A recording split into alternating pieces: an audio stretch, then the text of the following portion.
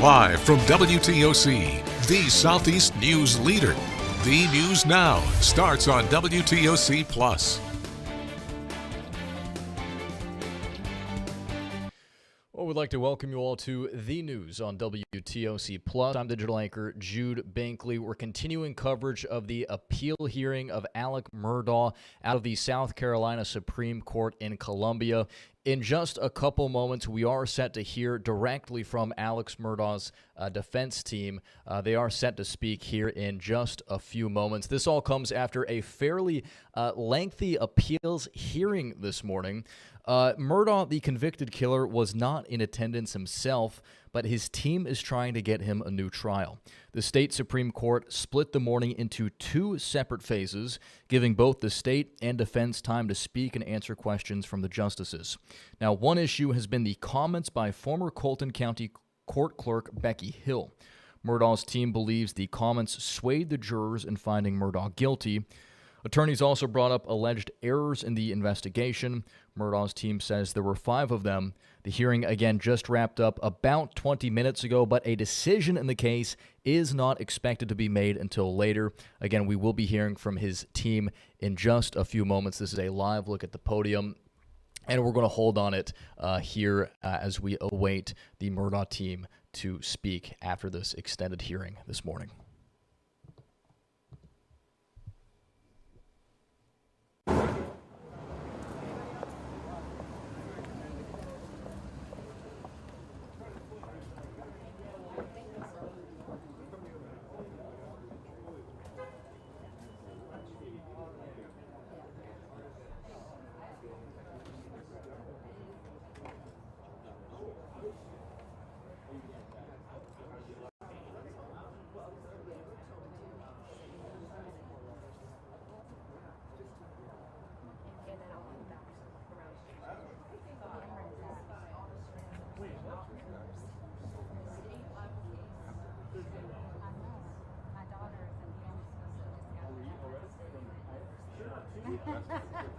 And as we await for Murdaugh's team to take to the podium after this morning's appeal hearing, I would just like to take a moment to let you all know that we do have very extensive coverage of this Murdaugh case on WTOC. We actually, in preparation of this appeal hearing, we put up a tab on our website where you can see a timeline of everything, as well as background details on all of the major players in this. I should also note that our Aaron Dixon is in Columbia right now with he was in the courtroom this morning. He'll have plenty of updates throughout this afternoon and this evening. And we did stream this morning's appeal hearing in its entirety on WTOC Plus this morning. Began around 9:30 this morning, wrapped up just less than a half hour ago now. And again, a judge has not made a decision. That will be made at a later date. But here in just a few moments, Murdaugh's defense team will be taking questions from the media. We expect this to last just about maybe 20 or 30 minutes.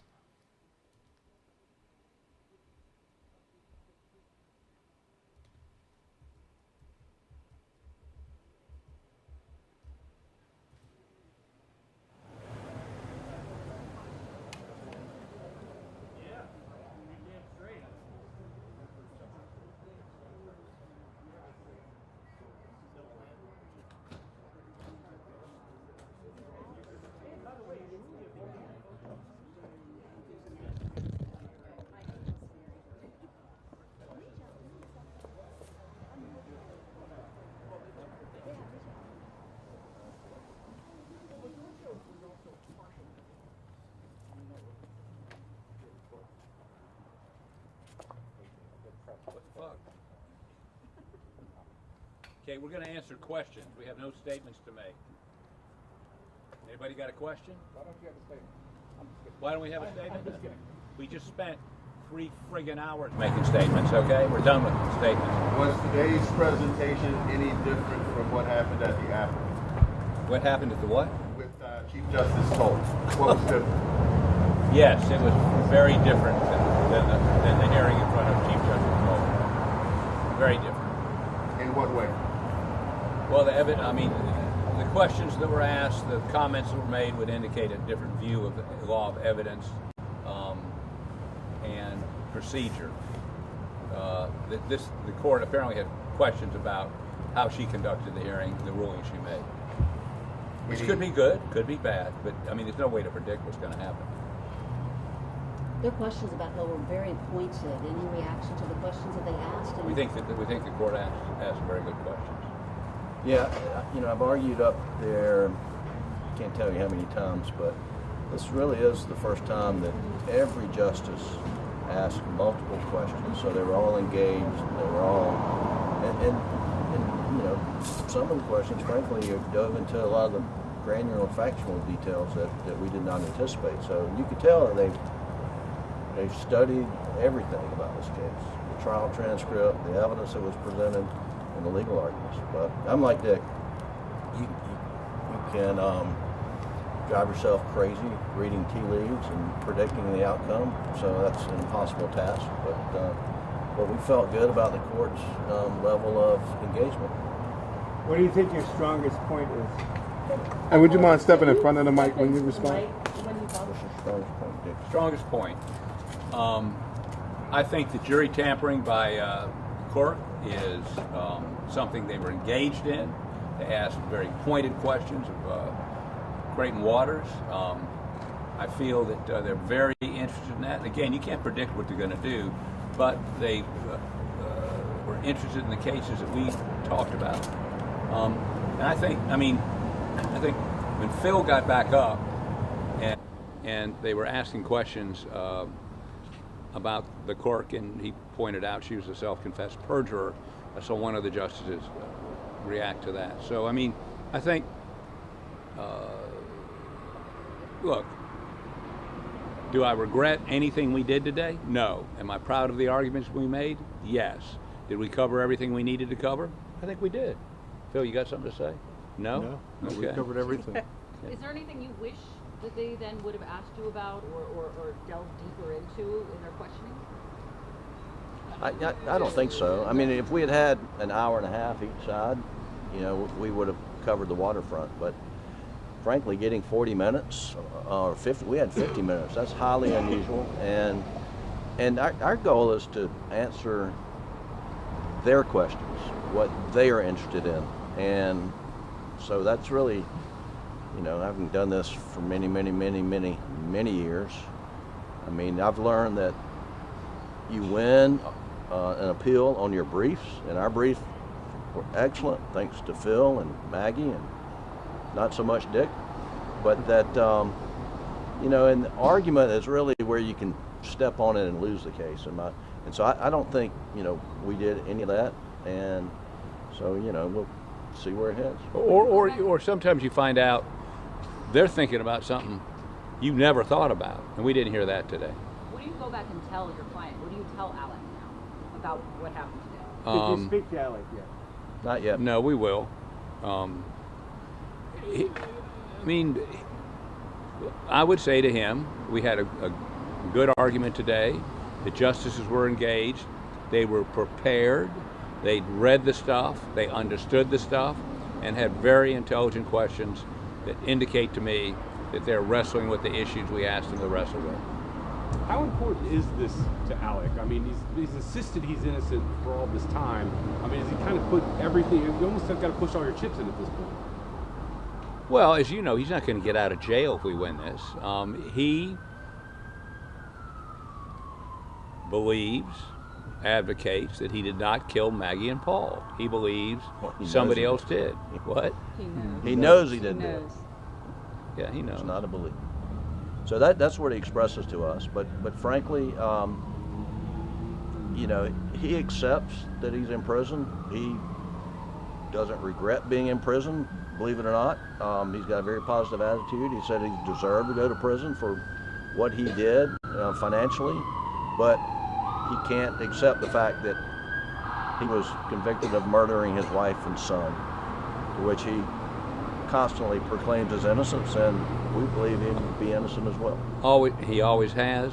And of course he says, since I didn't do it, SLED ought to go find who did. And again, one of our problems has been from the get-go, from that night, He was the primary suspect, the only suspect, and they've never really looked at anybody else. You all had 5 minutes uninterrupted by each justice. What goes into how you strategize for what goes into those first 5 minutes? Well, first of all, we didn't know. We did not know until we got there, okay? So what I typically do is write 2 or 3 minutes. I mean, we all been in court, in appellate courts, where you get 12 seconds into your so-called prepared statement, and then the questions come. So yesterday, as we were getting ready, we sort of had a bet going how long it would take for them to interrupt us. And I think over-under was 2 minutes. Right. And so when the chief says he'd give us 5 minutes of uninterrupted time, that was good. Very good. Very, very good. Appreciate it. Toward the end of Creighton Waters' argument, the chief is talking about how we had excellent prosecutors, excellent defense attorney, but we had a rogue clerk of court, so even if we accept the truncated version of the trial comments, it's still improper, perhaps not to the point of reversal. He responds and says, that actually proves my point that she was insignificant. Can you respond to that? I'm not going to argue with Creighton about his position. I would say we respectfully disagree with Creighton's characterization. If Alec Murdaugh is given another trial, will you all be the ones who defend him? You know, that's up to Alec, but right now we believe we will be. And if he isn't, what's the next step? Federal court. If you don't, Today, can you tell me what's next? No, the Supreme Court's going to tell you what's next. But wait. they'll rule on their schedule, not our schedule. So Could be a couple months, could be a year. You don't know. could be a month. Could be a month. Who knows? So in this law business, you wait for courts to make decisions. It just goes with the territory. If you're in a hurry, don't practice law. if this appeal is denied, do you feel like it is a stronger case before a federal court, especially with Rimmer? Well, we got the same case, just a different venue, and In the Fourth Circuit, the Abbott's case, Evitz or whatever it is, it just came out. Not just came out, but it's right on point. We feel the federal courts would. I believe the way they were asking questions today, they believe that Rimmer's the law here, contrary to what Judge Toll ruled.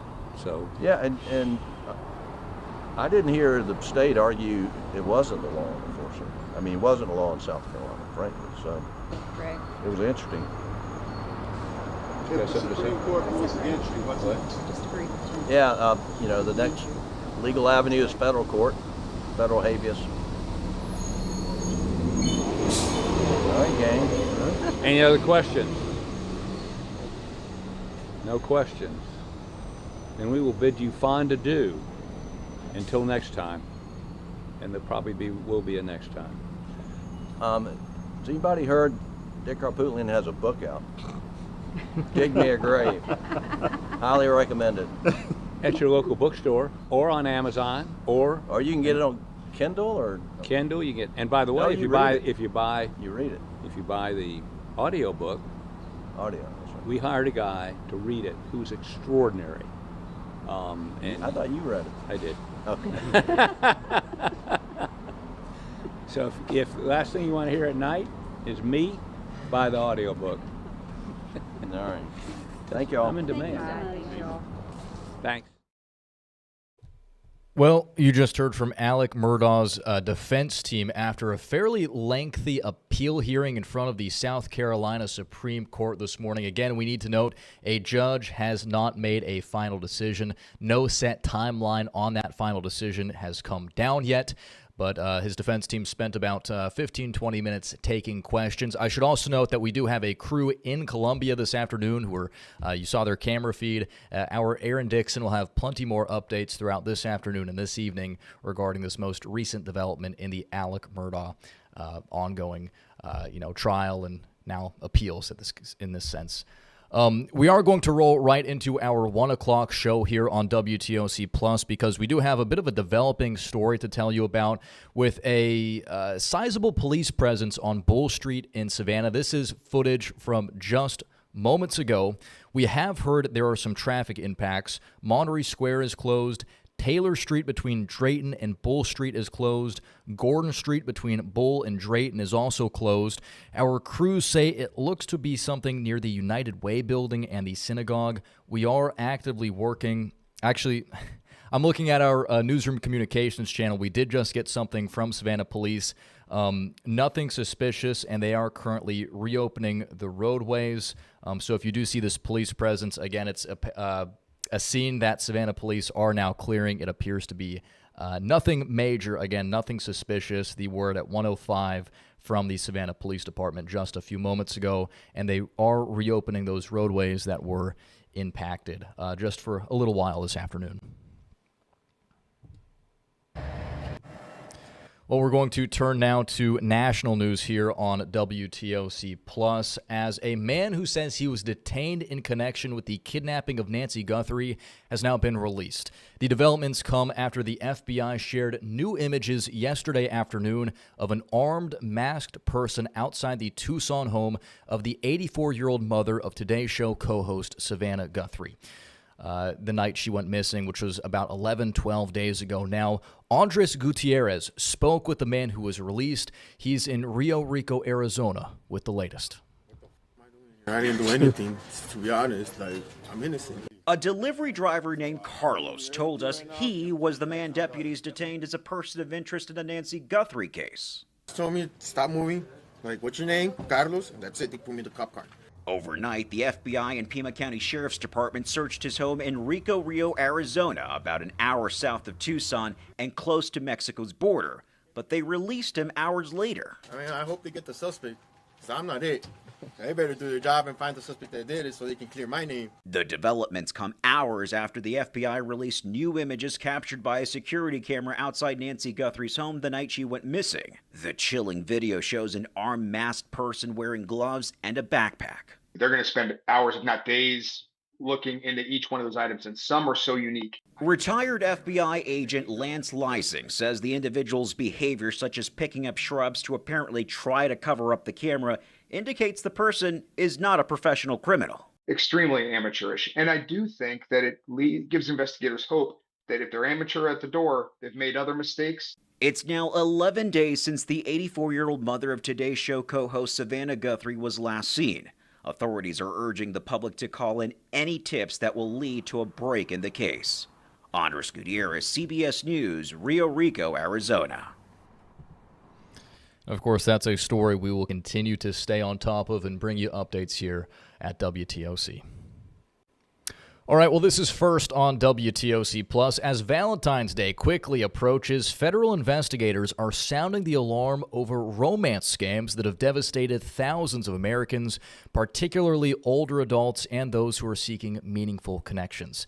Now, during 2025, the IRS Criminal Unit indicated and investigated more than 3 times as many romance fraud cases compared to 2024. IRS research found romance fraud often involved money laundering, wire fraud, cryptocurrency, misuse, and connections to transnational criminal organizations, all within the IRS's investigative domain. They did offer a couple of tips on how to avoid becoming a victim. They say don't send money, cryptocurrency, or gift cards to someone you haven't met in person. Don't feel pressured to make rash financial decisions. You should always verify identities through independent, trusted sources. If something feels off, it probably is. You should also report suspicious information or activity to the IRS or local law enforcement. We've heard from CCPD and SPD who do a lot of investigations into this as well. Should always be cautious about what you post publicly. Scammers use details shared on social media and dating sites to target potential victims. And finally, be wary if someone tries to isolate you from friends or family or requests inappropriate photos or financial information that could be used for extortion. This is something we report on all the time here at WTOC. Just yesterday, we heard something from CCPD from a woman who was scammed out of $76,000. Scammers contacted her and said that her bank account had been compromised. She ended up going to 3 different banks around the area and met people in the parking lots and gave them $30,000, $30,000, and about $10,000 from people she had never met before. So just always be wary. This is something that happens more often than you'd think, frankly, here in our communities in the coastal empire and the low country. All right, well, we're going to turn now to state news because we have a more detailed look on the document used to authorize the raid at an elections office in Fulton County in Middle Georgia. The affidavit allowing the raid was unsealed last night. According to the document, the FBI's investigation originated from a referral sent by Kurt Olson, the Director of Election Security and Integrity appointed by President Donald Trump. The affidavit also alleges that during the recount of the 2020 election, there were nearly 18,000 missing ballot images.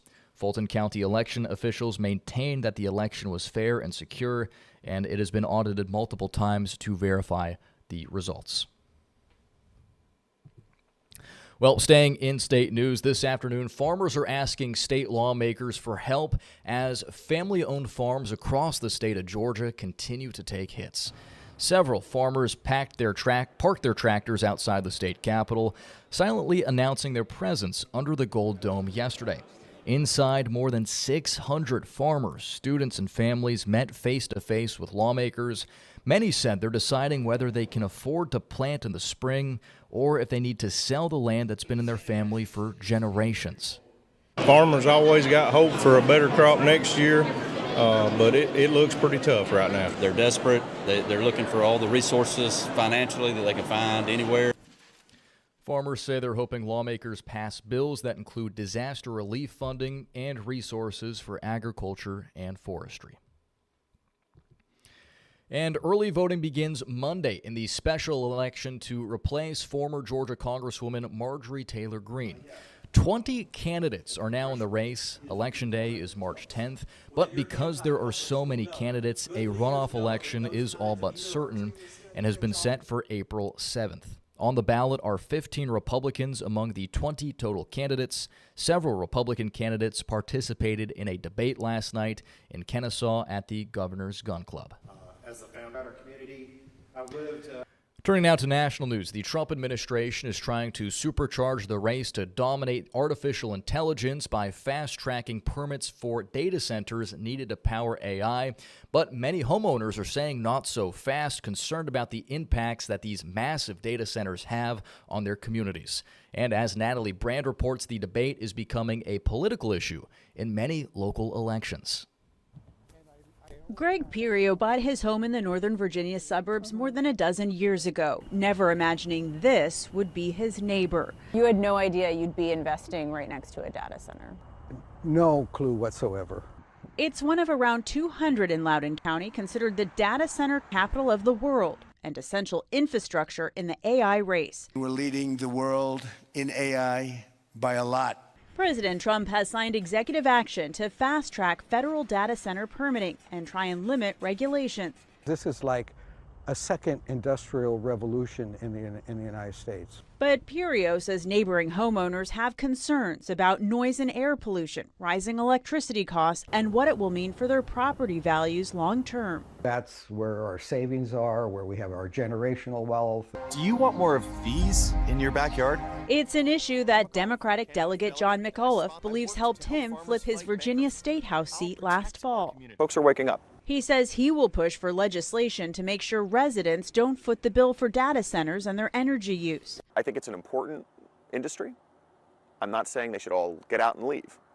But I am saying that if you're going to come into a community and you're going to take resources out of that community, then you have to be willing to give back to that community. The data center industry is committed to being a responsible partner in the communities where they operate. Dan DiOrio of the Data Center Coalition, which advocates for the industry, says companies are committed to covering their costs. He also argues the projects have benefited communities, bringing jobs and local revenue.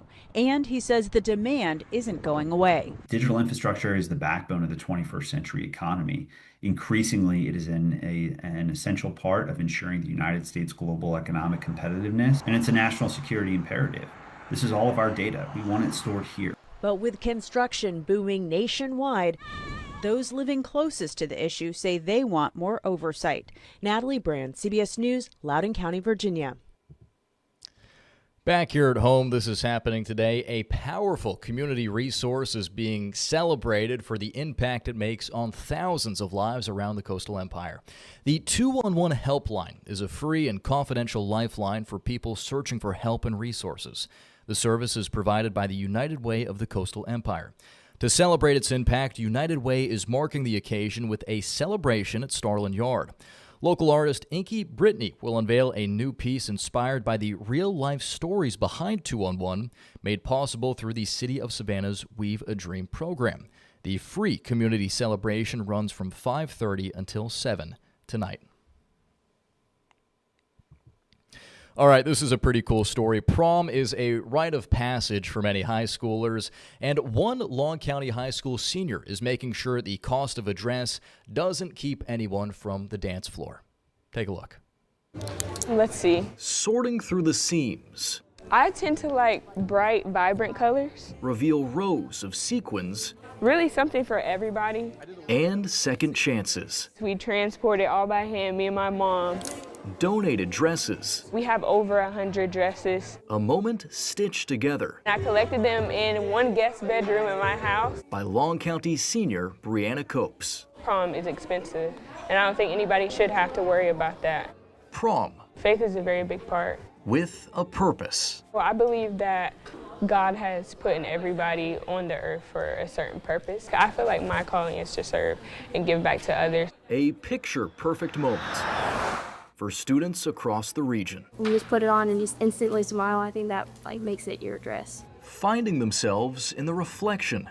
I believe that this is a confidence booster for you to create memories with your friends before you leave this chapter of your life and enter into the next chapter. Dressed to dance for their special night. It shows her compassion, her generosity, and it shows her heart. All sparked by one sleepless night. I was just sitting in my bed. It was after I was prom dress shopping last year. And I realized how expensive prom was. And I was like, well, not many people have the opportunity to go just get a dress like me and other people. Proving priceless moments. It's more so like who you hang out with and what you do. Don't require pricey dresses. You go, you eat, you have fun, and you dance. Nobody's really gonna look at the dress.